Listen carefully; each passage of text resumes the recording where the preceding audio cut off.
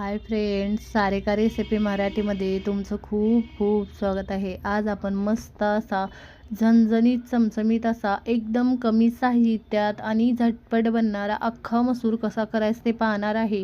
झटपट भाजी बनवलेली आहे, कमी साहित्यात तेवढी टेस्टी अशी भाजी बनलेली आहे, चविष्ट। नक्की करून बघा। तुम्ही एकदा बनवलं तर परत परत याच पद्धतीने अख्खा मसूर बनवणार, एवढी टेस्टी होते। नक्की करून बघा। तर चला वेळ न घालवता व्हिडिओला सुरुवात करूया। इथे बघा 1 वाटी मी अख्खा मसूर घेतलेला आहे। आता याच्यामध्ये पाणी घालून हा मी चोळून स्वच्छ धुवून घेणार आहे। आता इथे बघा अख्खा मसूर या पद्धतीने मी चांगला धुवून घेतलेला आहे। आता याच्यामध्ये पाणी घालून मी याला फक्त तासभर भिजवून घेणार आहे। माझ्याकडे जास्त वेळ नाही, त्यामुळे मी तासभर भिजवते। तुमच्याकडे वेळ असेल तर जादा वेळ भिजवा, किंवा झटपट अशी भाजी बनवायची असेल तर तासभर भिजवून घेऊ शकता। छान भिजला जातो मसूर आणि शिजला पण जातो छान।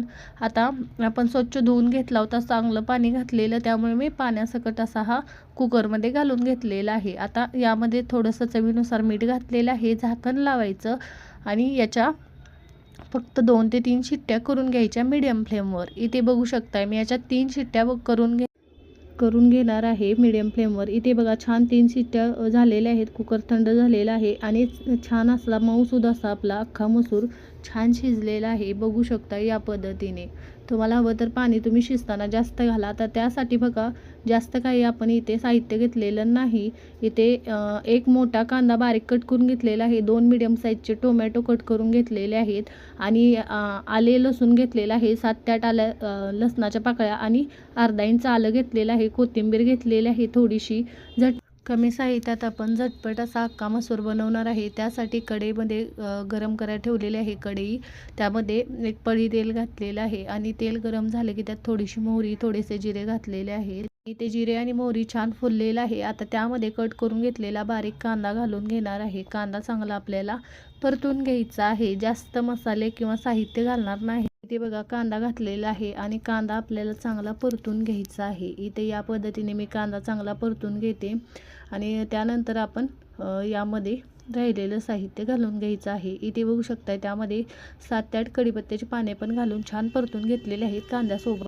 कांदा आणि इथे कढीपत्ता चांगला परतलेला आहे। आता त्यामध्ये बघा मी इथे आलं आणि लसूण चांगलं कुटून घेतलेलं आहे ते घालून घेते आणि हे पण चांगलं 3 ते 4 मिनिटं आपल्याला परतून घ्यायचं आहे। इथे आलं आणि लसूण मी चांगलं परतून घेते आणि इथे बघा आले लसूण आपलं परतून झालेलं आहे। त्यामध्ये आता कट करून घेतलेलं टोमॅटो घालायचं आणि टोमॅटो पटकन परतले जावेत यासाठी मी इथे थोडंसं मीठ घालते चिमूटभर। यामध्ये थोडंसं चिमूटभर मीठ घातलेलं आहे, म्हणजे टोमॅटो पटकन मऊ होतात आणि छान परतले जातात। इथे बघू शकता टोमॅटो हे सगळं साहित्य चांगलं परतून घेतलेलं आहे।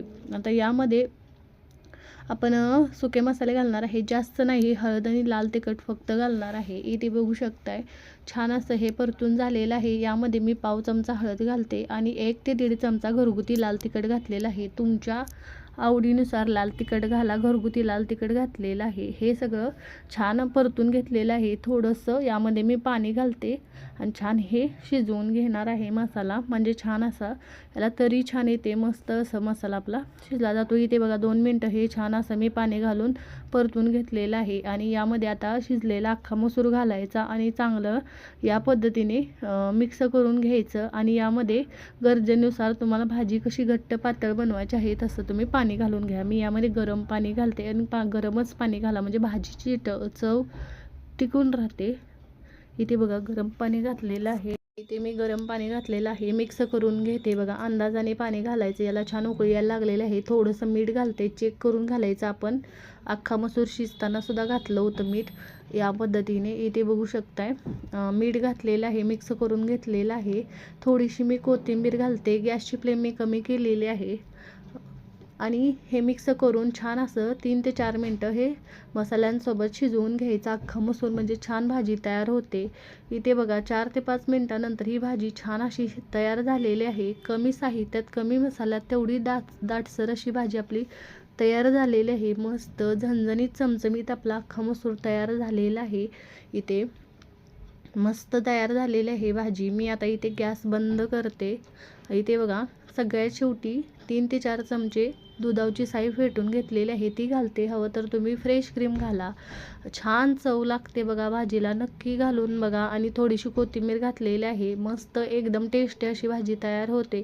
जास्त तिखट पण नाही लागत आणि जास्त मस्त टेस्टी अशी लागते बघा. छान अशी ढाबा स्टाईल एकदम झणझणीत चमचमीत घरच्या घरी झटपट अशी अख्खा मसूरची भाजी आपण बनवलेली आहे. घरच्या घरी झणझणीत चमचमीत एकदम मस्त टेस्टी भाजी बनते. नक्की करून बघा. तुम्हाला पण ही रेसिपी खूप आवडेल. करून बघा आणि कमेंटमध्ये जरूर सांगा तुम्हाला आजचा व्हिडिओ कसा वाटला. व्हिडिओ आवडला असेल तर व्हिडिओला लाईक करा, शेअर करा. चॅनलवर नवीन असाल चॅनलला सबस्क्राईब करा, बेल आयकॉनला क्लिक करा. या पद्धतीने अख्खा मसूरची भाजी नक्की बनवून बघा. तुम्हाला पण ही रेसिपी खूप आवडेल. एकदम टेस्टी बनते. व्हिडिओ पाहिल्याबद्दल धन्यवाद.